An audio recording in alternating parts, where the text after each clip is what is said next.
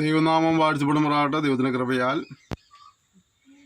ഫിലിപ്പിലേഖനം എന്ന വിഷയത്തിൻ്റെ 7ാമത്തെ സെക്ഷനിൽ പ്രവേശിപ്പാനായിട്ട് ദൈവം നമ്മെ സഹായിച്ച് ഓർത്ത് ഞാൻ ദൈവത്തെ സ്തുതിക്കുന്നു, സ്തോത്രം ചെയ്യുന്നു. നിങ്ങൾക്ക് എല്ലാവർക്കും കർത്താവായ യേശുക്രിസ്തു നാമത്തിൽ സ്നേഹം നിങ്ങളെ അറിയിക്കുകയാണ്. വിശേഷാൽ നിങ്ങൾ നൽകുന്ന എല്ലാ പ്രോത്സാഹനത്തിലും സഹകരണത്തിലും പ്രാർത്ഥനയുടെ പിൻബലത്തിനുമായി ഞാൻ നന്ദിയോടെ ദൈവത്തെ സ്തുതിക്കുകയും നിങ്ങളോടുള്ള തന്നെ നന്ദി അറിയിക്കുകയും ചെയ്യുന്നു.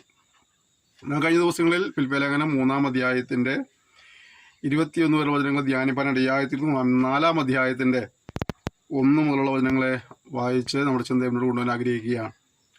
അതുകൊണ്ട് പ്രിയരും വാഞ്ചിതരുമായ സ്നേഹിതന്മാരെ, എൻ്റെ സന്തോഷവും കിരീടവുമായുള്ളവരെ, ഇങ്ങനെ കർത്താവിൽ നിലനിൽപ്പീൻ പ്രിയമുള്ളവരെ. പൗലോസ് ഫിലിപ്പിയ സഭയിലെ ദൈവമക്കളെ നോക്കിയിട്ട് പറയുന്നത്, 1 എൻ്റെ പ്രിയർ എന്നാണ്, 2 വാഞ്ചിതർ എന്നാണ്, 2 വാഞ്ചിതന്മാരായ സഹോദരന്മാർ, 3 എൻ്റെ സന്തോഷമായിട്ടുള്ളവർ, എൻ്റെ കിരീടമായുള്ളവർ. അവരെക്കുറിച്ച് പൗലോസിന് വളരെ നല്ല അഭിപ്രായം. പൗലോസിൻ്റെ കിരീടം അവരാണെന്ന് പറയത്തക്ക രീതിയിലുള്ളതായ ഏറ്റവും നല്ലൊരു അഭിപ്രായം ആ ജനതയെക്കുറിച്ച് പൗലോസിനുണ്ടായിരുന്നു. പ്രിയപ്പെട്ടവരെ, നമ്മുടെ നടത്തിപ്പുകാരാൽ അവർ നമ്മൾ അഭിസംബോധന ചെയ്യുമ്പോൾ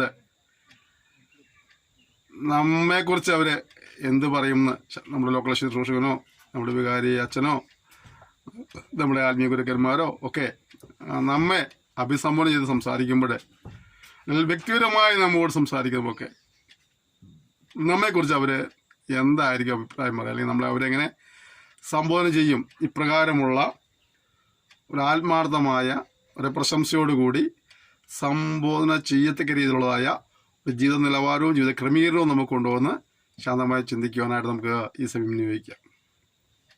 അവരോട് പറയാം, നിങ്ങൾ ഇപ്പോൾ ആയിരിക്കുന്നതായ ഈ സ്വഭാവ ഗുണങ്ങളിൽ തന്നെ നിലനിൽക്കണമെന്നാണ് പൗലോസ് പറയുന്നത്. പ്രിയപ്പെട്ടവരെ, ആത്മീയ വളർച്ച എന്നുള്ളത് അത് നിലനിൽക്കേണ്ടതായ ഒരു അനുഭവമാണ്.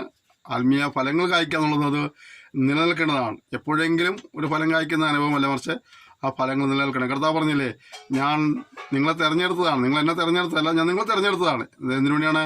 പോയി ഫലം കായ്ക്കേണ്ടതിനും ആ ഫലം നിലനിൽക്കേണ്ടതിനുമാണ്. അങ്ങനെയെങ്കിൽ നമ്മെ സംബന്ധിച്ചിടത്തോളം ലഭിക്കുന്ന അവസരങ്ങൾ കർത്താവിന് വേണ്ടി ഫലം കായ്പാനായിട്ട്, ആ ഫലം നിലനിൽക്കുവാനായിട്ട് നമുക്ക് പരിശ്രമിക്കാനായി കർത്താവിനെ സഹായിക്കുമാറാകട്ടെ.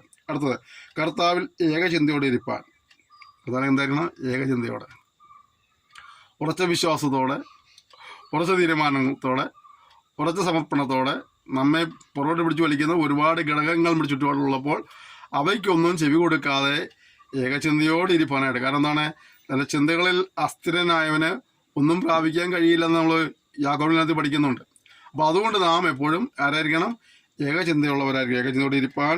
ഇവിടെ ഞാൻ യുവതിയെയും സുദ്ദിഖയെയും പ്രബോധിപ്പിക്കുന്നു. ആ 2 പേരെയാണ് അദ്ദേഹം പ്രബോധിപ്പിക്കുന്നത്. പക്ഷെ നമുക്കത് കോമൺ ആയിട്ട് നമ്മയുടെ അദ്ദേഹം പ്രബോധിപ്പിക്കുന്നതാണ് ഏകചിന്തയോടെ ഇരിക്കണം.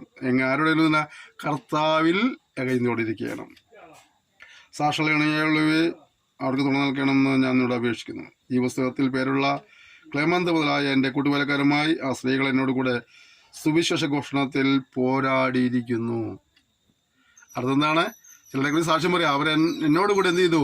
സുവിശേഷ ഘോഷണത്തിൽ പോരാടിയിരുന്നു. പ്രിയപ്പെട്ടവരെ, നമ്മുടെ സഭയുടെ നടത്തിപ്പുകാരെ നമ്മെ നോക്കിയിട്ട് ഇവൻ എന്നോടുകൂടെ അല്ലെങ്കിൽ ഇവൾ എന്നോടുകൂടെ സുവിശേഷ ഘോഷണത്തിൽ പോരാടിയിരിക്കുന്നു എന്ന് പറഞ്ഞ് നമ്മൾ ഏതെങ്കിലും നിലകളിൽ സുവിശേഷ പ്രവർത്തനങ്ങളുമായി കർത്താവിനെ സാക്ഷ്യം വഹിക്കുന്നുള്ള ബന്ധത്തിലെ ആത്മീയ കാര്യങ്ങളിലൊക്കെ നമുക്ക് താല്പര്യം പ്രകടിപ്പിച്ച് നമുക്ക് അപ്രകാരം നിലകൊള്ളുവാൻ കഴിഞ്ഞിട്ടുണ്ടോ? അങ്ങനെ ഒരു അനുഭവം ഇല്ലായെങ്കിൽ ഇനിയെങ്കിലും ആത്മീയ കാര്യങ്ങളിൽ അപ്രകാരമുള്ള ഒരു കൂട്ടായ്മയോടും സഹകരണത്തോടും കൂടി മുന്നോട്ട് പോകാനായിട്ട് കർത്താവ് നമ്മെ ഓരോരുത്തരെയും സഹായിക്കുമാറാകട്ടെ. കർത്താവിൽ എപ്പോഴും സന്തോഷിപ്പീൻ എന്ന് ഞാൻ പിന്നെയും പറയുന്നു. ഞാൻ പറഞ്ഞല്ലോ, സന്തോഷം ലേഖനമാണ്. കർത്താവിൽ സന്തോഷിപ്പീൻ എന്ന് പിന്നെയും പറയുകയാണ്. 2-ാം തീയതി നമ്മൾ കണ്ടു, 3-ാം തീയതി നമ്മൾ കണ്ടു, 4-ാമത്തെ തീയതി കർത്താവിൽ പിന്നെയും സന്തോഷിപ്പീൻ. നിങ്ങളുടെ സൗമ്യത സകല മനുഷ്യരും അറിയട്ടെ, കർത്താവ് വരുവാൻ അടുത്തിരിക്കുന്നു. കണ്ടോ? എന്താണ് നമ്മുടെ സൗമ്യത? എന്ത് ചെയ്യണം? സകല മനുഷ്യരും അറിയണം. പ്രിയപ്പെട്ടവരെ, പലപ്പോഴും നമ്മുടെ കോപവും ദേഷ്യവും അല്ലേ പലരും അറിയുന്നത്, എന്നാല് നമ്മുടെ സൗമ്യത മറ്റുള്ളവരാൽ അറിയപ്പെടുവാൻ ഇടയായി തീരട്ടെ. അടുത്ത പദം എന്താ കാര്യം കാണുന്നറിയാമോ? കർത്താവ് വരുവാനിട്ട് അടുത്തിരിക്കുകയാണ്. കർത്താവ് വരുമെന്ന് വിശ്വസിക്കുന്ന ആളുകളാണ് നമ്മളൊക്കെ. പ്രത്യേകിച്ചും വേർപെട്ട ദൈവമക്കൾ, രക്ഷിക്കപ്പെട്ടവർ അല്ലെ, ദൈവമക്കളായവരൊക്കെ എന്താണ് കർത്താവ് വരുമെന്ന് വിശ്വസിക്കുന്നവരാ. പക്ഷേ നമ്മുടെ ജീവിതത്തിൻ്റെ രീതികൾ കണ്ടാൽ നാം അത് വിശ്വസിക്കുന്നതായ യാതൊരു ലാഞ്ചനയും ഉണ്ടായിരിക്കില്ല. അതിനു വേണ്ടി എത്രമാത്രം ഒരുങ്ങുവാൻ നമുക്ക് കഴിയുന്നുണ്ട്. പലപ്പോഴും നമ്മൾ ഒരുങ്ങുന്നില്ല. കാരണം അത് പറച്ചിലല്ലാതെ വിശ്വാസമായി നമ്മുടെ ഉള്ളിൽ പരിണമിക്കായതുകൊണ്ട് പലപ്പോഴും ഒരുങ്ങുവാൻ കഴിയുന്നില്ല എന്നുള്ളതാണ്. കർത്താവ് വരുന്നുള്ളത് അറിഞ്ഞുകൊണ്ട് ഒരുങ്ങേണ്ടതും ക്രമീകരിക്കേണ്ടതും ഒക്കെ നമ്മുടെ ഉത്തരവാദിത്തമാണെന്ന് നാം തിരിച്ചറിയേണ്ടിയിരിക്കുന്നു. അടുത്തത്, ഒന്നിനെക്കുറിച്ചും വിചാരപ്പെടരുത്. നമുക്ക് ആകെ ചിന്തയിലേ ഉള്ളൂ അല്ലേ. ഓരോ വിഷയം കഴിയുമ്പോഴും ഓരോ വിഷയം കടലിൽ തിരയടിക്കുന്നത് പോലെ പ്രശ്നങ്ങൾ ഒന്നും വന്നുകൊണ്ടേ ഇരിക്കുകയാണ്. അപ്പോൾ നമ്മൾ ടോട്ടലി ടെൻഷനാവുകയാണ്. ഞാൻ ഞങ്ങളുടെ ആരാധനയിൽ ഈ കഴിഞ്ഞ ആഴ്ചയിൽ പറഞ്ഞൊരു കാര്യമുണ്ട്. ടെൻഷൻ കൂടി കൂടി കൂടി കൂടി അവരുടെ BP കൂടുന്നു, BP കൂടി കൂടി പിന്നെ അത് ഞരമ്പൊക്കെ പൊട്ടി തെറിച്ച് അല്ലേ ആ നിലയിലേക്ക് വരികയാണ്. കാരണം എന്താണ്, ചിന്തിച്ചിട്ട് എത്തിപ്പിടിയും കിട്ടുന്നില്ല. എങ്ങനെ മുന്നോട്ട് പോകാൻ കഴിയുന്നത് അറിയുന്നില്ല, എന്ത് ചെയ്യണമെന്ന് അറിയത്തില്ല, 100 കൂട്ടം ആവശ്യങ്ങൾ, സാധ്യതകളൊന്നുമില്ല. അപ്പം അങ്ങനെ ആകെ വെപ്രാളപ്പെടുക. വചനം പറയുന്നത് ഒന്നിനെക്കുറിച്ച് നീ എന്ത് ചെയ്യരുത്, വിചാരപ്പെടരുത്. വിചാരപ്പെട്ടുകൊണ്ട് ഒന്നും കൂട്ടാൻ കഴിയില്ല, കുറയ്ക്കാനും കഴിയില്ല. അപ്പോൾ നമ്മൾ അതിലിപ്പോൾ എന്ത് ചെയ്യണം, വിചാരപ്പെടാതിരിക്കുക. വിചാരപ്പെടരുത്. പിന്നെ എന്ത് ചെയ്യണം, എല്ലാറ്റിലും പ്രാർത്ഥനയാലും അപേക്ഷയാലും നിങ്ങളുടെ ആവശ്യങ്ങൾ സ്തോത്രത്തോടുകൂടെ ദൈവത്തോട് അറിയിക്കത്രേ വേണ്ടത്. വിവിധങ്ങളെ ആവശ്യങ്ങളായ പ്രശ്നങ്ങളുമായി ഏറ്റുമുട്ടി മുന്നോട്ട് പോകാൻ കഴിയാതെ വാതിലെല്ലാം അടയപ്പെടും ചിന്തിക്കുന്നത് നിന്നോട് ദൈവാത്മാവ് ഈ സന്ദേശം ഓർപ്പിക്കുന്നത് ഒന്നിനെക്കുറിച്ചും വിചാരപ്പെടരുത്. 100 കൂട്ടം ആവശ്യങ്ങൾ, പലതരം പ്രശ്നങ്ങൾ, പ്രതിസന്ധികൾ, പ്രതികൂലങ്ങളൊക്കെ മുന്നോട്ട് പോകാനുള്ള യാത്രകൾ ഉണ്ടായിരിക്കാം. എന്നാലേ നീ ഒന്നിനെക്കുറിച്ചും വിചാരപ്പെടരുത്. നിൻ്റെ ആവശ്യങ്ങൾ കർത്താവിനോട് അപേക്ഷയോടെ സ്തോത്രത്തോടെ അറിയിക്കുക. നിശ്ചയമായും അവനെ അനുഗ്രഹിക്കാണ്ടിയായിത്തീരും. അപ്പോൾ പ്രാർത്ഥിക്കുന്നതോടൊപ്പം തന്നെ ദൈവം പ്രവർത്തനായി സ്തോത്രവും ചെയ്ത് അപേക്ഷയോടുകൂടെ പ്രാർത്ഥനയോടുകൂടെ സ്തോത്രവും കൂടി ചേർത്തുകൊണ്ട് പറയുവാൻ വിശ്വാസാൽ ദൈവം എനിക്കതുപോലെ പ്രവർത്തിച്ചുള്ള വിശ്വാസത്തോട് പറയുവാനായിട്ട് കർത്താവ് നമ്മെ സഹായിക്കുമാറാകട്ടെ. അങ്ങനെ നമ്മൾ ചെയ്യുമ്പോൾ എന്നാൽ സകല ബുദ്ധിയെയും കവിയുന്ന ദൈവസമാധാനത്താൽ എൻ്റെ ഹൃദയങ്ങളെയും നിലവുകളെയും ക്രിസ്തുവിൽ കാക്കും. നാം അങ്ങനെ ദൈവത്തോട് നമ്മുടെ വിഷയങ്ങളെ ദിവസങ്ങളെ ഏൽപ്പിച്ചു കൊടുത്ത് നാം പ്രാർത്ഥിക്കുകയും സ്തോത്രം ചെയ്യുകയും ചെയ്യുമ്പോൾ സകല ബുദ്ധിയെയും കവിയുന്ന ദൈവസമാധാനം നമ്മുടെ ബുദ്ധിക്ക് അപ്പുറമായ കാര്യമാണ്. ആ ദൈവസമാധാനത്താൽ കർത്താവ് എന്ത് ചെയ്യുന്നു പറഞ്ഞത്, നമ്മുടെ ഹൃദയങ്ങളെയും നിലവുകളെയും ക്രിസ്തുയേശുവിലെ കാക്കപ്പെടുവാനിടയായിത്തീരും. അതുകൊണ്ട് ഭാരപ്പെടുന്ന വിഷയങ്ങളുമായി പ്രതിസന്ധികളുമായി പ്രയാസങ്ങളുമായി നമുക്ക് ദിവസത്തിൽ കടന്നു ചെന്നിട്ട് കർത്താവെ നീ സഹായിക്കണം പറയുമ്പോൾ നിശ്ചയമായിട്ട് നമ്മെ സഹായിക്കുകയും അനുഗ്രഹിക്കുകയും വിടുവിക്കുകയും ആശ്വസിപ്പിക്കുകയും ചെയ്യും. ദൈവസമാധാനത്താൽ നിന്ന് നിറയ്ക്കുകയും ചെയ്യും. സമാധാനം നഷ്ടപ്പെട്ടിരുന്ന ഏതൊരു വിഷയമാകട്ടെ, ഏതൊരു പ്രശ്നവുമാകട്ടെ, ഏതൊരു ആവശ്യവുമാകട്ടെ, ആ വിഷയങ്ങളുമായി ദിവസത്തിൽ കടന്നു നൽകുക. നിശ്ചയമായും നിന്നെ അനുഗ്രഹിപ്പാൻ സഹായിപ്പാൻ ഇടയായിത്തീരും. ഒടുവിൽ സഹോദരന്മാരെ, സത്യമായതൊക്കെയും ഘനമായതൊക്കെയും നീതിയായതൊക്കെയും നിർമ്മലമായതൊക്കെയും രമ്യമായതൊക്കെയും സൽകീർത്തിയായതൊക്കെയും സൽഗുണമോ പുകഴ്ചയോ അതൊക്കെയും ചിന്തിച്ചോളുവീൻ. എന്നോട് പഠിച്ചും ഗ്രഹിച്ചും കേട്ടും കണ്ടുമുള്ളത് പ്രവർത്തിപ്പീൻ. എന്നാൽ സമാധാനത്തിൻ്റെ ദൈവം നമ്മളോട് ഇരിക്കും. അപ്പോൾ ദൈവം നമ്മളോട് ഇരിക്കണം എന്നൊക്കെ നമുക്ക് എല്ലാവർക്കും ആഗ്രഹമുണ്ട് അല്ലേ. ദൈവത്തിൻ്റെ കൂട്ടായ്മ വേണം, ദൈവത്തിൻ്റെ സഹായം വേണം, ദൈവത്തിൻ്റെ കൃപ വേണം, ദൈവസാന്നിധ്യം വേണം എന്നൊക്കെ നമ്മളെല്ലാവരും ആഗ്രഹിക്കുകയും പ്രാർത്ഥിക്കുകയും ചെയ്യുക. എന്തൊക്കെ ഇവിടെ പറഞ്ഞത്, സത്യമായതൊക്കെയും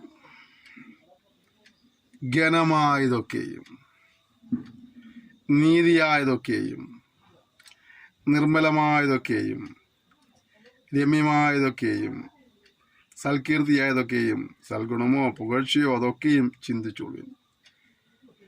ചിന്തിക്കേണ്ടതുണ്ട്, ചിന്തിക്കരുതാത്തതുണ്ട്. ചെയ്യേണ്ടതുണ്ട്, ചെയ്യരുതാത്തതുണ്ട്. പറയേണ്ടതുണ്ട്, പറയരുതാത്തതുണ്ട്. അപ്പം അതുകൊണ്ട് പറയേണ്ടത് പറയുവാനും ചിന്തിക്കേണ്ടത് ചിന്തിക്കുവാനും പ്രവർത്തിക്കേണ്ടത് പ്രവർത്തിച്ചുകൊണ്ട് ദൈവത്തിൽ നിന്ന് അനുഗ്രഹം പ്രാപിക്കുക. തന്നെയല്ല ദൈവം അപ്പോൾ നമ്മളിവിടെ ഇരിക്കാണ്ട് ആയിത്തീരും.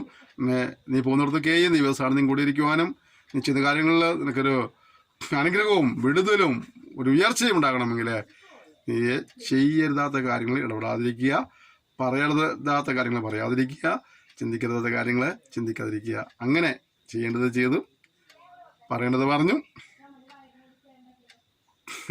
ചിന്തിക്കേണ്ടത് ചിന്തിച്ച്, പറയേണ്ടത് പറഞ്ഞ്, പ്രവർത്തിക്കേണ്ടത് പ്രവർത്തിച്ചു കൊണ്ടു പോകാനായിട്ട് കർത്താവ് നമ്മെ ഓരോരുത്തരെയും സഹായിക്കുമാറാകട്ടെ. നിങ്ങൾ പിന്നെയും എനിക്ക് വേണ്ടി വിചാരിപ്പാൻ തുടങ്ങിയതിൽ ഞാൻ കർത്താവിൽ വളരെ സന്തോഷിച്ച്. മുമ്പേ തന്നെ നിങ്ങൾക്ക് വിചാരമുണ്ടായിരുന്നു, എങ്കിലും അവസരം കിട്ടിയില്ല. ബുദ്ധിമുട്ട് നിമിത്തമല്ല ഞാൻ പറഞ്ഞത്, ഉള്ള അവസ്ഥയിൽ അലംഭാവത്തോടെ ഇരിപ്പാൻ ഞാൻ പഠിച്ചിട്ടുണ്ട്. താഴ്ചയിലിരിപ്പാനും സമൃദ്ധിയിലിരിപ്പാനും എനിക്കറിയാം. തൃപ്തനായിരിക്കാനും വിശന്നിരിപ്പാനും സമൃദ്ധിയിലിരിപ്പാനും ബുദ്ധിമുട്ട് അനുഭവിപ്പാനും എല്ലാം ഞാൻ ശീലിച്ചിരിക്കുന്നു. ഇവരുടെ ഇവരുടെ കഥ കണ്ടോ? ഇവർ കൂട്ടായ്മ കാണിക്കുന്നുണ്ട്. ആ കൂട്ടായ്മ കാണിക്കുമ്പോൾ അവരെ പ്രോത്സാഹിപ്പിക്കുകയും അവരെ പ്രശംസിക്കുകയും ചെയ്യുമ്പോൾ തന്നെ അദ്ദേഹം പറഞ്ഞത്, എൻ്റെ ജീവിതത്തിൽ എന്താണ് ഉള്ള സാഹചര്യങ്ങളിൽ തൃപ്തനായിട്ടിരിപ്പാൻ എനിക്കറിയാം. നമ്മുടെ പലരെയും കുഴപ്പമെന്താ അറിയാമോ? അവരുള്ള സാഹചര്യങ്ങളിൽ അവർക്ക് ആ തൃപ്തി അനുഭവിക്കാൻ കഴിയുന്നില്ല. പരക്കം പായുക, വെപ്രാളപ്പെടുക, എന്നിട്ടൊരു എത്തും പിടിയില്ല, ഒയ്യോ സ്വസ്ഥതയില്ല, സമാധാനമില്ല, ആകെ ലഹളമായോ അല്ലേ? ഇവിടെ ഉള്ളത് അതിൽ തൃപ്തരായിരിക്കാനായിട്ട് നമുക്ക് പഠിക്കാം. ഞാൻ പറയട്ടെ, ഇന്ന് അല്പം കഞ്ഞിയും ചമ്മന്തി ഉള്ളെങ്കിൽ ആ ചമ്മന്തിയിൽ തൃപ്തരാകാൻ പഠിക്കണം. ചിലപ്പോൾ ഒരു ഉടുപ്പ് ഇട്ടുകൊണ്ട് നടന്നു, അത് വൈകുന്നേരം വന്ന് കുത്തിപ്പിഴിഞ്ഞിട്ടെങ്കിലും പിറ്റേ ദിവസം കാലത്ത് തുടങ്ങി വീണ്ടും കൊണ്ടുപോകാൻ പറ്റുള്ളൂ. ആയിക്കോട്ടെ, ഇതിൽ തൃപ്തരായിരിക്കുക, പിറുവിറുക്കാതിരിക്കുക, നിരാശപ്പെടാതിരിക്കുക. ഉള്ളതിൽ തൃപ്തരായിരിക്കുവാൻ കഴിഞ്ഞാൽ ഒരുപാട് പ്രശ്നങ്ങൾക്ക് നമുക്ക് വിടുതൽ കിട്ടുന്നുള്ളതാണ്. നമ്മൾ മറ്റുള്ളവരെ പോലെ ആകാനും, മറ്റുള്ളവരെ ഫ്രിഡ്ജ് മേടിച്ചാൽ നമുക്ക് ഫ്രിഡ്ജ് മേടിക്കണം, മറ്റുള്ളവർ വാഷിംഗ് മെഷീൻ നമുക്ക് വാഷിംഗ് മെഷീൻ മേടിക്കണം, മറ്റുള്ളവർ കാറ് മേടിച്ചാൽ നമുക്ക് കാറ് മേടിക്കണം, മറ്റുള്ളവർ അല്ലേ, അങ്ങനെയുള്ള ഒരു അനുഭവം വിട്ടിട്ട് നമുക്കുള്ള സാഹചര്യങ്ങളിൽ നാം തൃപ്തരായി ജീവിക്കുന്നെങ്കിൽ ഒരുപാട് ടെൻഷൻ ഒഴിവാക്കാം. ടെൻഷൻ ഫ്രീ ആണ് അതൊക്കെ. അതുകൊണ്ട് അപ്രകാരം ജീവിതത്തിലേക്ക് വരുവാനായി കർത്താവ് നമ്മൾ സഹായിക്കട്ടെ. അങ്ങനെ ചെയ്യുന്നവർക്കായി സ്തോത്രം ചെയ്യുന്നു. അല്ലാത്തവർ ഇത് പാഠം പഠിക്കുമ്പോൾ അങ്ങനെയുള്ളൊരു ക്രമീണത്തിൽ വരുവാനായിട്ട് ആവശ്യമില്ലാത്ത ഭാരവും വണ്ടിയും വല്ല മത്സ്യം തലയിൽ കയറ്റാതെ സ്വതന്ത്രമായി ജീവിപ്പാനായിട്ട് ഉള്ളതിൽ തൃപ്തിയോട് ജീവിപ്പാനായി കർത്താവ് നമ്മെ സഹായിക്കും. പല സോറി എനിക്കത് കഴിയുമെന്ന് പറഞ്ഞത് പല ചിലപ്പോൾ നമുക്ക് വരുത്തിരുവാൻ കർത്താവ് നമ്മെ സഹായിക്കട്ടെ. 13-ാം വാക്യം, എന്നെ ശക്തനാക്കുന്നതിന് മുഖാന്തരം ഞാൻ സകലത്തിനും മതിയാകുന്നു. താഴ്ചയിലിരിക്കാനും സമൃദ്ധിക്കാനൊക്കെ എന്നെ ശക്തനാക്കുന്ന ഒരുവനുണ്ട്. എന്നെ സ്വന്തം കഴിവല്ല, എന്നെ ശക്തനാക്കുന്ന ഒരുവനുണ്ട്. അവൻ മുഖാന്തരം ഞാൻ ഈ കാര്യങ്ങളെല്ലാം ആരാന്ന് പറഞ്ഞത് ശക്തനാണെന്ന്. പ്രിയപ്പെട്ടവരെ, നമുക്ക് കഴിയാത്ത എല്ലാ കാര്യങ്ങളും അവസാനം നമ്മൾ അഭയം പ്രാപിക്കുമ്പോൾ, അവനെ വിളിച്ച് അപേക്ഷിക്കുമ്പോൾ നിശ്ചയമായി നമുക്ക് കഴിയാത്ത കാര്യങ്ങളെ സാധ്യമാക്കുവാൻ അവൻ സർവശക്തനാണ്. അവൻ്റെ ശക്തിയിൽ ആശ്രയിക്കാം. അവനിൽ ആശ്രയിക്കുമ്പോൾ നിശ്ചയമായിട്ടും നമ്മൾ സഹായപ്പെടേണ്ടയായത്തിനും നമുക്ക് കടന്നു പോകാൻ കഴിയാത്ത ഏത് വൈതരണി പിടിച്ച തലങ്ങളിലൂടെയും മുന്നോട്ട് പോയിട്ട് അതിനെ ഓവർകം ചെയ്യുവാൻ, അത് അതിജീവിക്കുവാനുള്ളതായ കൃപ കർത്താവ് നൽകേണ്ടയായത്തിനും അതുകൊണ്ട് നമുക്ക് വിശ്വസിച്ച് മുന്നോട്ട് പോകാൻ കർത്താവ് സഹായിക്കുമാറാകട്ടെ. എൻ്റെ കഷ്ടതയിൽ നിങ്ങൾ കൂട്ടായ്മ കാണിച്ചു നന്നായി. ഫിലിപ്പിയരെ സുവിശേഷ ഘോഷണത്തിൻ്റെ ആരംഭത്തിൽ ഞാൻ മക്കദോനിയയിൽ നിന്ന് പുറപ്പെട്ടാറെ നിങ്ങൾ മാത്രമല്ലാതെ ഒരു സഭയും വരവ് ചെലവ് കാര്യത്തിൽ എന്നോട് കൂട്ടായ്മ കാണിച്ചില്ല എന്ന് നിങ്ങളും അറിയുന്നു. ഉണ്ടോ ഇവിടെ? അവരെ പറഞ്ഞു വെച്ചാൽ അദ്ദേഹത്തിൻ്റെ മിഷണറി യാത്രയിൽ അതിനെ സപ്പോർട്ട് ചെയ്യുവാൻ, സഹായിക്കാനായിട്ട് വേറെ ആരും മുന്നോട്ട് വരാതിരിക്കുമ്പോഴും ഇവർ അവരുടെ ഉത്തരവാദിത്വം ചെയ്തു എന്നുള്ളതാണ്. ഞാനൊരു കാര്യം പറയാം. കർത്താവിൻ്റെ വേലക്കാരെ സഹായിക്കുവാൻ, മിഷണറിമാരെ സഹായിക്കാനായിട്ട്, സുവിശേഷ പ്രവർത്തകരെ സഹായിക്കാനായിട്ട്, ഏത് നിലകളിലുള്ള ശുശ്രൂഷ ചെയ്യുന്നവരാണെങ്കിൽ ആ നിലകളിലുള്ള ശുശ്രൂഷയ്ക്ക് ഒരു കൈത്താങ് കൊടുക്കാനായിട്ട് ഒരു മനസ്സൊരുക്കം നമുക്കൊരിടത്തും ഉണ്ടാകണം. മറ്റു പലരും ചെയ്തിട്ടില്ല എന്നുള്ളതോട് നീ ചെയ്യാതിരിക്കരുത്. ഇവിടെ ആ കാലഘട്ടങ്ങളിൽ പല സഭകളും ഉണ്ടായിരുന്നു, പൗലോസിനെ സ്ഥാപിക്കേണ്ട പല സഭകളും ഉണ്ടായിരുന്നു. പക്ഷെ അവരാരും കൂട്ടായ്മ കാണിക്കാതിരിക്കുമ്പോഴും ഫിലിപ്പിയ സഭ അവർ കൂട്ടായ്മ കാണിച്ചു. പ്രിയപ്പെട്ടവരെ, മറ്റുള്ളവർ സഹായിക്കുന്നുണ്ടോ വിഷയാക്കണ്ട. നിനക്ക് കഴിയുന്നത് കർത്താവിന്റെ വേണ്ടി രാജ്യവ്യാപ്തിക്കായിട്ട് ചെയ്യുവാൻ നീ ഉത്സാഹിക്കുക. അത് നിശ്ചയമായും നിനക്കൊന്നില്ല തലമുറയ്ക്കെല്ലാം അനുഗ്രഹമായി പരിണമിക്കുമെന്നുള്ളതാണ്. മറ്റുള്ളവർ ചെയ്യാത്തതുകൊണ്ട് നീയും ചെയ്യാതെ നിന്റെ അനുഗ്രഹത്തെ നഷ്ടപ്പെടുത്തുകയല്ല. മറ്റുള്ളവർ ചെയ്താലും ചെയ്തില്ലെങ്കിലും ഞാൻ എൻ്റെ ഭാഗം ചെയ്യും, എനിക്ക് കഴിയുന്നത് ഞാൻ ചെയ്യും. ആ ഒരു സഹായ മനോഭാവം ഉണ്ടെങ്കിൽ നിശ്ചയമായിട്ട് നമ്മൾക്ക് അനുഗ്രഹങ്ങളെ വീട്ടിൽ വിളിച്ചു വരുത്തുവാനിടയായിത്തീരും. നമുക്ക് അങ്ങനെ പ്രധാന വേലക്കാരെയും സഹായിപ്പാനുള്ളൊരു മനസ്സിനാണ് ഉദ്ദേശിച്ചത്. പ്രാർത്ഥിക്കാം. സഹായിക്കുന്നവരുണ്ട്, അവരുടെ പരിധിക്കുള്ളിൽ അപ്പുറമായിട്ട് കഴിവിലപ്പുറമായി സഹായിക്കുന്ന ആളുകളുണ്ട്. ഞാൻ അവരെ ഓർത്ത് ഇത് സ്തുതിക്കുന്നു. ഒപ്പം തന്നെ ഇനിയും നമുക്ക് അങ്ങനെ ഒരു മനസ്സുണ്ടാകുവാനായിട്ട് കർത്താവിനെ സഹായിക്കുമ്പോഴാകട്ടെ. മറ്റുള്ളവരാരും ചെയ്തില്ലെങ്കിലും നമുക്കത് ചെയ്യാനായിട്ട് കർത്താവ് സഹായിക്കുന്നുണ്ട്. തെസ്സലോനിക്കയിലും എൻ്റെ ബുദ്ധിമുട്ട് തീർപ്പാൻ നിങ്ങൾ 1-2 വട്ടം അയച്ചു തന്നുവല്ലോ. ഞാൻ ദാനം ആഗ്രഹിക്കുന്നതെന്നല്ല, നിങ്ങളുടെ കണക്കിലേക്ക് കയറുന്ന ഫലം മാത്രമേ ആഗ്രഹിക്കുന്നത്. ഇതൊക്കെ എന്താണ് നമുക്ക് പ്രതിഫലമായി തിരിച്ചു കിട്ടുക. നമ്മൾ കർത്താവിന് വേണ്ടി ചെയ്യുന്ന ഓരോ കാര്യങ്ങളും വരുന്ന ആളുകളിലെ പ്രതിഫലമായിട്ട് കർത്താവ് നമ്മെ നിശ്ചയമായിട്ട് അനുഗ്രഹിക്കാൻ ഇടയായിത്തീരും. നമ്മുടെ കർത്താവ് ആർക്കും കടക്കാരനല്ല. നീ എന്ത് ചെയ്തിട്ടുണ്ടോ ദൈവത്തിന് വേണ്ടി, ദൈവനാമത്തിന് വേണ്ടി, ദൈവരാജ്യവ്യാപ്തിക്കായി, സുവിശേഷന്റെ വ്യാപനത്തിനായി നീ എന്ത് ചെയ്തിട്ടുണ്ടോ അതിനൊക്കെ നിന്നെ കർത്താവ് നിശ്ചയമായിട്ടും അനുഗ്രഹിക്കാതിരിക്കുകയില്ല. അതുകൊണ്ട് ഇനിയും ഏറിയ ഫലം വാങ്ങേണ്ടനായിട്ട് കർത്താവിൽ അരിപ്പം കർത്താവ് നമ്മെ സഹായിക്കട്ടെ. ഇപ്പോൾ എനിക്ക് വേണ്ടുന്നതെല്ലാം ഉണ്ട്, സമൃദ്ധിയായിരിക്കുന്നു. നിങ്ങൾ അയച്ചു തന്നത് സൗരഭ്യവാസനയായി ദൈവത്തിന് പ്രസാദവും സുഗ്രാഹ്യവുമായ യാഗമായി എപ്പപ്രാദിത്തോസിന്റെ കയ്യാൽ ഞാൻ പ്രതിഗ്രഹിച്ചു തൃപ്തനായിരിക്കുന്നു. ഇവിടെ പറഞ്ഞുണ്ടോ, നിങ്ങൾ ചെയ്യുന്നതായ ഓരോ സഹായങ്ങളും ഓരോ സപ്പോർട്ടും അത് ഏതൊരു മിനിസ്റ്ററുള്ള ബന്ധത്തിലാണെങ്കിലും ഏതൊരു ശുശ്രൂഷയുള്ള ബന്ധത്തിലാണെങ്കിലും എന്താ സംഭവിക്കുന്നത് അറിയാവോ? അതെല്ലാം സൗരഭ്യവാസനയായി ദൈവത്തിന് പ്രസാദവും സുഗ്രാഹ്യവുമായ യാഗമായി തീരുകയാണ്. ഇവിടെ നേരത്തെ പറഞ്ഞത് അതിലൊന്നും നമ്മൾക്ക് ദൈവം കിടക്കാരനല്ല, നമ്മൾ ആർക്ക് വേണ്ടി കൊടുക്കുന്നത് കർത്താവിന്റെ നാമത്തെ പ്രതി ചെയ്യുന്നത്. അതുകൊണ്ട് തന്നെ അതെല്ലാം നമുക്ക് എന്തായി തീരുന്നു?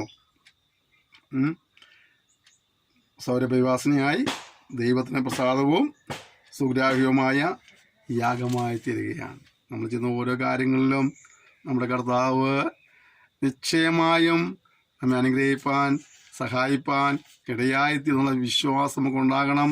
അതെല്ലാം നമ്മൾ എന്തെല്ലാം ഇതിനോട് ചെയ്യുന്നു അതെല്ലാം ഏറിയ പ്രതിഫലമായിട്ട് കർത്താവ് മടക്കി തരുവാൻ ഇടയായിത്തീരും. അവൻ്റെ സന്നിധി എന്തെങ്കിലും പ്രാപിക്കണമെങ്കിൽ അവന് വേണ്ടി എന്തെങ്കിലും കൊടുക്കുന്നവരായിത്തീരണം എന്നുള്ളതാണ്. അതുകൊണ്ട് സുശേഷ വേലക്കാരെയൊക്കെ സപ്പോർട്ട് ചെയ്യാനുള്ള ഒരു മനസ്സ് നമുക്ക് ഉണ്ടാകണം. എന്നിട്ട് 19 വാക്യം പറയാം, എൻ്റെ ദൈവമോ നിങ്ങളുടെ ബുദ്ധിമുട്ടൊക്കെയും മഹത്വത്തോടെ തൻ്റെ ധനത്തിന് ഒത്തവണ്ണം ക്രിസ്തുയേശുവിൽ പൂർണ്ണമായി തീർത്തു തരും. ഈ വാക്യം ഒരുപാട് പേര് വായിക്കുകയും അവരുടെ വീട്ടിലെ ബോർഡ് എടുത്തു കൊടുക്കുകയും ചെയ്യാറുണ്ട്. പ്രസംഗിക്കണം പറയാറുണ്ട്, എൻ്റെ ദൈവം നിങ്ങളുടെ ബുദ്ധിമുട്ടൊക്കെയും മഹത്വത്തോടെ തൻ്റെ ധനത്തിനൊത്തവണ്ണം ക്രിസ്തുയേശുവിൽ പൂർണ്ണമായി തീർത്തു തരും. ഇതൊക്കെ പറഞ്ഞ നല്ല കാര്യം. പക്ഷേ ഇത് എപ്പോഴാണ് പറഞ്ഞത് മനസ്സിലായിട്ടുണ്ടോ? അവരുടെ കഴിവിൻ്റെ പരമാവധി കർത്താവിൻ്റെ വേലയ്ക്ക് വേണ്ടി അവർ പ്രയോജനപ്പെട്ടപ്പോഴാണ്, അവർക്കുള്ളത് അവർ കർത്താവിൻ്റെ വേലയ്ക്ക് വേണ്ടി കൊടുത്തപ്പോഴാണ് അത് ദൈവസേനയിൽ സുഗ്രാഹ്യമായ സൗരഭ്യവാസനയായ ഒരു യാഗമായി തീർന്നപ്പോഴാണ് പൗലോസ് എന്താണ് എൻ്റെ ദൈവം, അഥവാ നിങ്ങൾ ആരുടെ നാമത്തിലാണ് ഇതൊക്കെ ചെയ്തത്, അതാരാണോ സ്വീകരിച്ചത്, അതാർക്കാണോ പ്രസാദമായി തീർന്നത്, ആ ദൈവം നിങ്ങൾ ചെയ്തതിനൊക്കെ എന്ത് ചെയ്യും? നിങ്ങളുടെ ബുദ്ധിമുട്ടുകളൊക്കെയും മഹത്വത്തോടെ തൻ്റെ ധനത്തിനൊത്തോണം ക്രിസ്തുയേശുവിൽ പൂർണ്ണമായി തീർത്തു തരും. നീ നിന്റെ പ്രാപ്തിക്ക് അനുസരിച്ച് ദൈവനാമത്തിന് വേണ്ടി, ദൈവരാജ്യ വ്യാപ്തിക്കായി, സുവിശേഷ ഘോഷണത്തിന് വേണ്ടി എന്തെങ്കിലും ചെയ്തിട്ടുണ്ടെങ്കിൽ എൻ്റെ ദൈവം പ്രതിഫലം തരുമ്പോൾ എങ്ങനെയായിരിക്കും അറിയാമോ? അവൻ്റെ ധനത്തിനൊത്തോളം തരുന്നതാണ്, അവൻ്റെ ധനത്തിനൊത്തോളം. അതുകൊണ്ട് ഒരു വലിയ അനുഗ്രഹമാണ് പ്രതീക്ഷിക്കുന്നത്. നിങ്ങൾ വലിയ കാര്യം ചെയ്യാണ്ട് ശ്രമിക്കുക. ഇല്ലെങ്കിൽ പറഞ്ഞില്ലേ, ദൈവത്തിൽ നിന്ന് വലിയ കാര്യങ്ങൾ പ്രതീക്ഷിക്കണം. അത് കേൾക്കാൻ നമുക്ക് എല്ലാവർക്കും ഇഷ്ടമുള്ള കാര്യമാണ്. പക്ഷേ അടുത്ത സെൻറ്റൻസ് എന്താണ്? നിങ്ങൾ ദൈവത്തിന് വേണ്ടി വലിയ കാര്യങ്ങൾ ചെയ്യണം. വലിയ കാര്യങ്ങൾ ചെയ്തുകൊണ്ട് വേണം എന്ത് ചെയ്യാനായിട്ട്? ദൈവത്തിൽ നിന്ന് വലിയ കാര്യങ്ങൾ പ്രതീക്ഷിക്കാനായിട്ട്. ഇവിടെ ഏറിയ പ്രതിഫലം കിട്ടും. ബുദ്ധിമുട്ടൊക്കെയും മഹത്വത്തോടെ തൻ്റെ ധനത്തിനൊത്തവണ്ണം ക്രിസ്തുയേശുവിൽ പൂർണ്ണമായി തീർത്തു തരും. ഇത് ശ്രേഷ്ഠകരമായ ഒരു വാഗ്ദത്തമാണ്. കേൾക്കാൻ നല്ല രസമുണ്ട്. പക്ഷെ എന്ത് ചെയ്യണം? ഇവരുടെ പാർട്ട് ചെയ്തപ്പോഴാണ് അവരോട് പറഞ്ഞത്, നിങ്ങൾ ചെയ്തതൊക്കെയും ദൈവത്തിന് സൗരഭ്യവാസനയായ സുഗ്രാഹ്യമായ യാഗമായി തീർന്നു, ദൈവപ്രസാദം ലഭിച്ചിട്ടുണ്ട്, അതുകൊണ്ട് ദൈവം നിങ്ങളെ അനുഗ്രഹിക്കുന്നുള്ളതാണ്. അതിൻ്റെ മുകളിലത്തെ ഭാഗങ്ങളൊന്നും വായിക്കാതെ ഈ വാക്യം മാത്രം വായിച്ചിട്ട് 10 പൈസ കർത്താവിന് വിലയ്ക്ക് വേണ്ടി കൊടുക്കാത്ത അറിവിഷ്കനോട് പറഞ്ഞിട്ട് ഇത് പറഞ്ഞിട്ട് വല്ല കാര്യമുണ്ടോ? ഒരു കാര്യമില്ല. ഈ ചരിത്രം കൂടെ പറഞ്ഞു കൊടുക്കണം. ഈ ചരിത്രം മനസ്സിലാക്കിയിട്ട് വേണം ഇത് പറഞ്ഞു കൊടുക്കുമ്പോൾ വണ്ണം പ്രവർത്തിച്ചാൽ നിനക്ക് ഈ വണ്ണം കിട്ടുമെന്ന് പറയുന്നത്. അതുകൊണ്ട് നമുക്ക് അപ്രകാരമുള്ള ഒരു അനുഗ്രഹം പ്രാപിക്കാനായിട്ട് ദൈവം എല്ലാവരെയും സഹായിക്കട്ടെ. അതിനൊരു ഉത്സാഹം നമുക്ക് ഉണ്ടാകട്ടെ. നമ്മുടെ ആയുസ്, നമുക്ക് ലഭിച്ച താലന്തുകൾ, നമുക്ക് ലഭിച്ച നന്മകൾ എല്ലതും ദൈവനാമത്തിന് വേണ്ടി, ദൈവരാജ്യ വ്യാപ്തിക്കായി നാം ചെലവഴിക്കുന്നെങ്കിൽ നിശ്ചയമായും വരുന്ന ആളുകൾ ദൈവം നമ്മെ ധാരാളമായി അനുഗ്രഹിക്കാനിടയത്. അവനെ അനുഗ്രഹിക്കുമ്പോൾ എങ്ങനെ അനുഗ്രഹിക്കുക? തൻ്റെ ധനത്തിന് ഒത്തവണ്ണം മഹത്വത്തോടെ ക്രിസ്തുയേശുവിൽ പൂർണ്ണമായി തീർത്തു തരും. നിങ്ങളുടെ പ്രിയപ്പെട്ടവരെ, ആ ഒരു വിശ്വാസം നമുക്കുണ്ടാകട്ടെ. നമുക്ക് നമ്മുടെ കഴിവിൻ്റെ പരമാവധി നമ്മളിൽ ഉള്ളതൊക്കെ കർത്താവിന്റെ നാമത്തിൽ കൊടുക്കേണ്ട. ചിലപ്പോൾ സമയങ്ങളെ കർത്താവിന് ചെലവഴിക്കേണ്ടതായിരിക്കുള്ളൂ. ചിലപ്പോൾ ചില ടാലന്റുകളായിരിക്കും, അല്ലേ? എല്ലാവർക്കും മണം കൊടുക്കാൻ ആ കഴിവൊന്നും വരികയില്ല. മണം കൊടുക്കുന്നവർ കഴിവുള്ള മണം കൊടുക്കണം. പക്ഷേ നമുക്ക് എന്താണ് നമ്മുടെ പക്കലുള്ളത്, അത് ദൈവനാമത്തിന് വേണ്ടി ദൈവരാജ്യവ്യാപ്തിക്കായി കൊടുക്കുമ്പോൾ ദൈവം തന്നെ ധനത്തിനൊത്തവണ്ണം നമ്മൾ അനുഗ്രഹിക്കാനിടയായിത്തീരും. അതുകൊണ്ട് ആ ദൈവത്തിൻ്റെ പ്രാപ്തിക്ക് അനുസരിച്ച ഒരു അനുഗ്രഹം നിനക്ക് വേണമെങ്കിൽ നിന്റെ പ്രാപ്തിക്കും മേലും ദൈവനാമത്തിന് വേണ്ടി ദൈവരാജ്യവ്യാപ്തിക്കായിട്ട് നിലകൊള്ളുവാൻ, പ്രവർത്തിക്കുവാൻ, നൽകുവാൻ ഒക്കെയുള്ള ഒരു മനസ്സിനെ കൊണ്ടാവുകയും നീ പ്രകാരം ചെയ്യുകയും ചെയ്യുമ്പോഴാണ് ഇപ്രകാരം അനുഗ്രഹം ലഭിക്കുന്നത്. എൻ്റെ പ്രിയപ്പെട്ടവരെ, കർത്താവിൻ്റെ ധനത്തിനൊത്തവണ്ണമുള്ള ഒരു അനുഗ്രഹം നിനക്ക് ലഭിക്കണമെന്നായിട്ട്, ഇതിൻ്റെ ബുദ്ധിമുട്ടുകളൊക്കെയും ക്രിസ്തുവിൽ പൂർണ്ണമായി തീരണനായിട്ട് നമ്മൾ ആയിരിക്കുന്ന തലങ്ങളിൽ നമുക്ക് കഴിയുന്നതായ എല്ലാവിധ സപ്പോർട്ടുകളും ദൈവനാമത്തിന് വേണ്ടി ദൈവരാജ്യ വ്യാപ്തിക്കായി നമ്മൾ ചെയ്യുവാനായിട്ട് ഉത്സാഹിക്കുന്നവരായിരിക്കും. പൗലോസിന്റെ സുവിശേഷ ഘോഷണത്തിൽ മറ്റാരും സപ്പോർട്ട് ചെയ്യാതിരിക്കുമ്പോൾ ഇവിടെ ഫിലിപ്പിയ സഭ കൂട്ടായ്മ കാണിക്കുകയാണ്. ഫിലിപ്പിയ സഭയുടെ പ്രത്യേകം വാഗ്ദത്തം എന്താണ്? എൻ്റെ ദൈവമോ നിങ്ങളുടെ ബുദ്ധിമുട്ടുകളൊക്കെയും മഹത്വത്തോടെ തൻ്റെ ധനത്തിനൊത്തവണ്ണം ക്രിസ്തുയേശുവിൽ പൂർണ്ണമായി തീർത്തു തരും. കർത്താവിന് വേണ്ടി നിലകൊള്ളുന്നവരെ നിശ്ചയമായും ദൈവം അനുഗ്രഹിക്കും എന്നുള്ളത് വളരെ വ്യക്തമായിട്ട് പൗലോസ് പഠിപ്പിക്കുന്നു.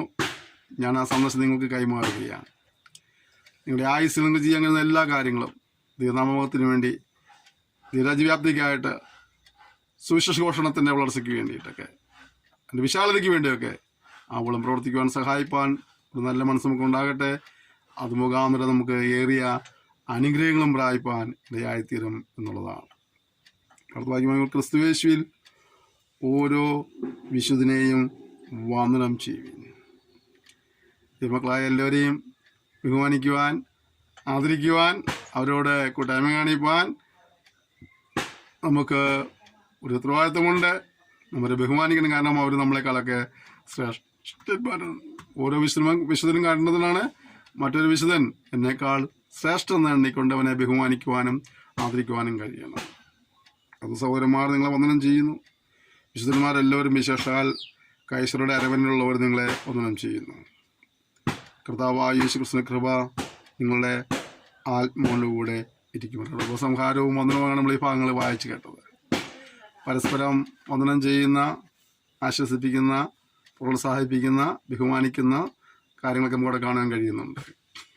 നമ്മൾ ദൈവമക്കളെന്ന നിലയിൽ നമ്മുടെ കാര്യങ്ങൾ മാത്രം നോക്കുന്നവരായിട്ടല്ല, നമ്മളെ മാത്രം സ്നേഹിക്കുന്നവരായിട്ടല്ല, പിന്നെ ലോകത്തുള്ള എല്ലാ ദൈവജനവും നമ്മുടെ കൂട്ട് സഹോദരങ്ങളാണ്, കൂട്ട് വിശുദ്ധന്മാരാണ് എന്ന് മനസ്സിലാക്കിയിട്ട് അവരെയും സ്നേഹിപ്പാൻ, അവരെയും ബഹുമാനിപ്പാൻ, അവരെയും ആദരിക്കുവാൻ, അവരെ ഓർത്ത് പ്രാർത്ഥിക്കുവാൻ, അവരെയും കരുതുവാനൊക്കെ ഉള്ളതായ ഒരു വലിയ കൂട്ടുത്തരവാദിത്വം നമുക്കുണ്ട്. നാം മറന്നു പോകരുത്.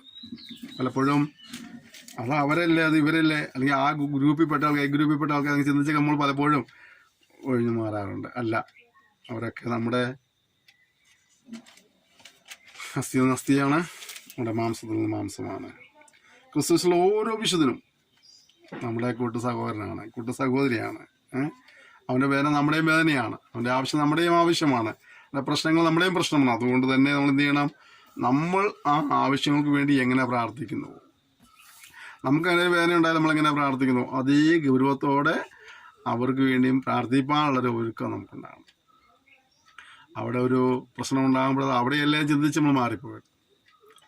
ആ ഒരു സംഘടനയ്ക്ക് ഒരു വിഷയം ഉണ്ടാകാതെ ആ സംഘടനയ്ക്കെല്ലാം വെച്ച് നമ്മൾ സംഘടന സ്പിരിറ്റ് കാണിക്കാൻ നിൽക്കരുത്. ദൈവമക്കളാണ്. ആഗോള വ്യാപകമായ ദൈവസഭ എന്ന ശരീരത്തിൻ്റെ ഓരോ അവയവങ്ങളാണ്. ഒരു അവയവത്തിന് എന്ത് കേടു സംഭവിച്ചാലും അതിൻ്റെ വേദന ആ ശരീരത്തിലെ എല്ലാ അവയവങ്ങളും അനുഭവിക്കുന്നത് പോലെ, അതിൻ്റെ കെടുതി അനുഭവിക്കുന്ന പോലെ ആഗോള ദൈവസഭയിൽ ആർക്ക് കഷ്ടമുണ്ടായാലും പ്രശ്നമുണ്ടായാലും പ്രതികളുണ്ടായാലും ഒക്കെ അത് നമ്മുടെ വേദനയെ മനസ്സിലാക്കി അതിനെ ഓർത്ത് പ്രാർത്ഥിക്കുവാനുള്ളതായ ഒരു മനസ്സ് നമുക്കുണ്ടാകണം. പലപ്പോഴും നമ്മളൊക്കെ അവഗണിച്ച് പോകാറുണ്ട്. ആ അവഗണനയിൽ നിന്നൊക്കെ നമ്മൾ തിരിച്ചു വരേണ്ടത്. നമുക്ക് ഈ ദിവസങ്ങളിലൊക്കെ ഈ കാര്യങ്ങളെല്ലാം പഠിക്കുമ്പോൾ നമ്മുടെ ഹൃദയദൃഷ്ടി ഒന്ന് പ്രകാശിക്കട്ടെ, നമ്മുടെ കാഴ്ചപ്പാടുകൾക്കൊരു മാറ്റം വരട്ടെ, അല്പം വിശാലത വരട്ടെ, ഇടുങ്ങിയ ചിന്താഗതികളൊക്കെ മാറിയിട്ട് ഒന്നുകൂടി വിശാലമായിട്ട് പ്രശ്നങ്ങളെ കാണുവാനായിട്ടൊക്കെ ഒന്ന് കഴിയട്ടെ. ഈ ഇടുക്കവും വേലിക്കെട്ടൊക്കെ നമ്മൾ ഇവിടെ തന്നെ ഉള്ളൂ, ഇവിടുന്ന് അപ്പുറത്തേക്ക് പോയിക്കുന്നതൊന്നുമില്ല. അപ്പോൾ നമ്മൾ എന്തിനാ വെറുതെ വേലിക്കെട്ടിൻ്റെ പേരും പറഞ്ഞ് സഭയുടെ പേരും പറഞ്ഞ് സംഘടന പേരും പറഞ്ഞ് നമുക്ക് എൻ്റെ അഭിമാനങ്ങളൊന്നുമില്ല. നമ്മളൊക്കെ കർത്താവിന്റെ കൃപയാൽ വിളിച്ച് വേർതിരിക്കപ്പെട്ടവരാ, കൃപയാൽ ഞാൻ രക്ഷിക്കപ്പെട്ടവരാ, കൃപയാൽ ഞാൻ സ്നാനപ്പെട്ടവരാ അല്ലേ. അതുകൊണ്ട് നമുക്ക് കൃപയായതുകൊണ്ട് തന്നെ ഭൂമിയിലുള്ള വിശുദ്ധന്മാരൊക്കെ എനിക്ക് ശ്രേഷ്ഠന്മാരുടെ നിലയിൽ അവരെ ആദരിക്കുവാൻ, അവരോട് പ്രാർത്ഥിക്കുവാനുള്ളൊരു വലിയ ഉത്തരവാദിത്വം നമുക്കുണ്ട്. സുവിശേഷ ഘോഷണത്തിനായിട്ട് നിലകൊള്ളുവാനും അതിൻ്റെ ആവശ്യങ്ങളോട് സഹകരിപ്പാനൊക്കെ ഉള്ളതായ ഒരു വലിയ ഉത്തരവാദിത്തമുള്ള കാര്യം നാം മറന്നു പോകരുത്. നമ്മൾ ധ്യാനം പഠിക്കുമ്പോൾ നമ്മൾ പഠിച്ച കാര്യങ്ങളെ നിങ്ങളുടെ ഓർമ്മയിലുണ്ടെന്ന് വിചാരിക്കുന്ന എല്ലാ സെക്ഷനിലായിട്ടും ഒരുപാട് കാര്യങ്ങൾ നമുക്ക് പഠിക്കാം. ബിരുദനായി ലാക്കിലേക്ക് ഓടുക, കർത്താവിൽ സന്തോഷിക്കുക അല്ലേ, ഉറച്ചു നിൽക്കുക, ഐക്യതയിൽ വളരുക അല്ലേ, എന്തെല്ലാം കാര്യങ്ങൾ ഈ ഒരു പുസ്തകത്തിൽ പഠിച്ചത് നമ്മൾ. അതൊക്കെ പഠിച്ച് നമ്മുടെ ജീവിതത്തിലെ പ്രാവർത്തികമാക്കി അനുഗ്രഹങ്ങളെ പ്രാപിപ്പാനായിട്ട് കർത്താവ് നിങ്ങൾ ഓരോരുത്തരെയും സഹായിക്കുമാറാകട്ടെ. നമുക്കിനി എത്ര നാളെ നിങ്ങൾ പഠിക്കാനുള്ള അവസരം കിട്ടുമെന്ന് പറയാൻ കഴിയില്ല, പഠിപ്പിക്കാത്തുള്ള അവസരം കിട്ടുമെന്ന് പറയാൻ കഴിയില്ല. ലഭിക്കുന്ന സമയങ്ങളും കിട്ടിയതായ പഠിച്ച കാര്യങ്ങളൊക്കെ ജീവിതത്തിൽ പ്രാവർത്തികമാക്കിക്കൊണ്ട് ഏറിയ അനുഗ്രഹങ്ങൾ ദൈവത്തിൽ പ്രാപിപ്പാനായിട്ട് നമ്മൾ സമർപ്പിക്കുവാൻ കർത്താവ് സഹായിക്കട്ടെ. മറ്റുള്ളവരെ ബഹുമാനിക്കുവാൻ, അവരുടെ ശ്രേഷ്ഠത കാണുവാൻ, എല്ലാം ഐക്യതയിൽ ചെയ്യുവാൻ, സ്നേഹത്തിൽ ചെയ്യുവാൻ അല്ലേ, അതിലൊക്കെ നമുക്ക് ഉത്സാഹിക്കാം. ഉള്ള സാഹചര്യങ്ങളിൽ തൃപ്തന്മാരായ ജീവിപ്പാനായിട്ട് നമ്മെ സമർപ്പിച്ച് പ്രാർത്ഥിക്കാം. പരാതികളില്ലാതെ, പിരിവിറക്കാതെ, സന്തോഷത്തോടെ ലഭിക്കുന്ന ഈ സാഹചര്യത്തിൽ മുന്നോട്ട് പോകാനുള്ള കൃപയ്ക്കായിട്ട് നമുക്ക് ജീവിതത്തിൽ യാചിപ്പാൻ കർത്താവ് നമ്മെ സഹായിക്കുമാറാകട്ടെ. നമുക്ക് നമ്മൾ സമർപ്പിച്ച് ദിവസങ്ങളും ഒരുമിച്ച് പ്രാർത്ഥിക്കാം. സ്വർഗീയ പിതാവേ, നന്നായി സെക്ഷനായി സ്തോത്രം ചെയ്യുന്നു. ഞങ്ങളുടെ വിധങ്ങൾ സംസാരിപ്പാനിടയായി തീർന്നല്ലോ. ഞാനിപ്പോൾ ബലാനം പഠിച്ചപ്പോൾ ഞാൻ പഠിച്ച ഒരുപാട് കാര്യങ്ങളുണ്ട്. അതായത് ഓരോ സെക്ഷനിലും കൃത്യമായി സംസാരിപ്പാനിടയായി തീർന്നല്ലോ. ഈ സെക്ഷനുകൾ സംസാരിക്കുന്ന കൃപയ്ക്കായി സ്തോത്രം ചെയ്യുന്നു. ഞങ്ങളതെല്ലാം അനുസരിച്ച് അനുഗ്രഹം പ്രാപിപ്പാൻ നിങ്ങൾ സഹായിക്കുമ്പോഴാണെന്ന് പ്രാർത്ഥിക്കുന്നു. തിരുനാമത്തെ പിന്നെ മഹത്വപ്പെടുത്തിയാട്ടെ. ഈ പഠിതാ ക്ലാസ്സിലെയും വരമേൽപ്പിക്കുന്ന ഒരു പേര് വരെ അനുഗ്രഹിക്കുമാറാകണമേ. ഇതിൻ്റെ പിന്നിൽ പ്രവർത്തിക്കുന്നവരെയും പ്രാർത്ഥിക്കുന്നവരെയും സന്ദേശങ്ങൾ പങ്കുവയ്ക്കുന്നവരും ഒക്കെ നീ അനുഗ്രഹിക്കുമാറാകണമെന്ന് പ്രാർത്ഥിക്കുന്നു. എല്ലാവരും ഇതൊരു അനുഗ്രഹമായി കർത്താവ് സഹായിച്ചാട്ടെ. നിങ്ങൾ പ്രാർത്ഥന സ്തോത്രം ചെയ്യുന്നു. യേശുവിന്റെ നാമത്തിൽ തന്നെ ആമേൻ. ക്ഷമയോടെ ഈ സന്ദേശത്തിന് നന്ദി പറയുന്നത് നിങ്ങളെല്ലാവരെയും ധാരാളമായി അനുഗ്രഹിക്കുമാറാട്ടെ. കർത്താവിൻ്റെ വരവ് താമസിച്ചാൽ നമുക്ക് അടുത്ത സെക്ഷനിൽ വീണ്ടും കാണാം. അപ്പോൾ നമുക്കൊരു പുതിയ വിഷയമായിട്ട് നമുക്ക് ഒരുമിച്ച് കൂടെ കർത്താവ് സഹായിക്കട്ടെ. ഈ വിഷയത്തിൻ്റെ ആദ്യമുണ്ടെന്നോ അല്ലെങ്കിൽ ഈ പാഠ്യപദ്ധതിയുടെ ആദ്യമുണ്ടെന്നോ നമ്മൾ സഹകരിക്കുകയും ശുശ്രൂഷ കൊടുത്ത് പ്രാർത്ഥിക്കുകയും സന്ദേശങ്ങൾ പങ്കുവയ്ക്കുകയും ചെയ്ത എല്ലാവരുമുള്ള നന്ദി എന്നെ അറിയിക്കുന്നു. തുടർന്ന് സന്ദേശങ്ങൾ പങ്കുവയ്ക്കണം, ഈ ശുശ്രൂഷ കൊടുത്ത് പ്രാർത്ഥിക്കണം, മറ്റുള്ളവർക്ക് ശുശ്രൂഷ പരിചയപ്പെടുത്തണം. എല്ലാ നിലകളിലും നമുക്ക് ഒരുമിച്ച് കർത്താവിൻ്റെ നാമത്തെ ഉയർത്തുവാനായിട്ട്, ദൈവനാമ മഹത്വത്തിനും ധീരജവ്യാപ്തിക്ക് നിലകൊള്ളുവാനായിട്ട് കർത്താവ് സഹായിക്കുമാറാകട്ടെ. നമുക്കറിയാം, നേരത്തെ എല്ലാ ഇന്ന് സൂചിപ്പിക്കുന്ന കത്തുനദിയിരുന്ന് ചില കൊള്ളികളെ കൂടെ വലിച്ചെടുത്ത് രക്ഷിപ്പാനായിട്ട് നമുക്ക് ഈ തലമുറയിൽ നമ്മെ സമർപ്പിക്കാം. മാത്രമല്ല, ഒരു ബിരുദ പ്രാപിക്കാനാണ് നമ്മൾ ഓടുന്നത്. മുമ്പിലുള്ളത് മറന്നുകൊണ്ട്, മുമ്പിലുള്ളത് ആഞ്ഞും കൊണ്ട് നമ്മൾ ഭരണവിളിയുടെ ലാക്കിലേക്ക് ബിരുദ പ്രാപിക്കാൻ ഓടുകയാണ്. നമ്മുടെ ബിരുദ തെറ്റിക്കുവാനായിട്ട്, നമ്മളെ ലക്ഷ്യത്തിൽ എത്തിക്കാതിരിക്കാനായിട്ട് ഒരുപാട് കാര്യങ്ങൾ ഇപ്പുറത്തുണ്ട് അല്ലേ. ആ ഇതിലൊന്നും ചെന്ന് കുടുങ്ങിപ്പോകാതെ എന്തിനു വേണ്ടിയാണ് കർത്താവ് വിളിച്ച് വേർതിരിച്ചത്, അതിനുവേണ്ടി കർത്താവ് സ്ഥാനത്ത് കൊണ്ട് ആക്കിയിരിക്കുന്നത്, ആ ഉദ്ദേശം മനസ്സിലാക്കി ആ ലക്ഷ്യത്തിലേക്ക് ഓടുവാനായി കർത്താവ് നമ്മെ സഹായിക്കട്ടെ. ഈ ഓരോ പാഠങ്ങളും അതിനോട് ഉപകരിക്കട്ടെ ഞാൻ ആത്മഹത്യ ആഗ്രഹിക്കുന്നു, പ്രാർത്ഥിക്കുന്നു. നിങ്ങളുടെ എല്ലാ സഹകരണത്തിനും പ്രോത്സാഹനത്തിലൂടെ നന്ദി പറയുന്നു. Thank you. May God bless you.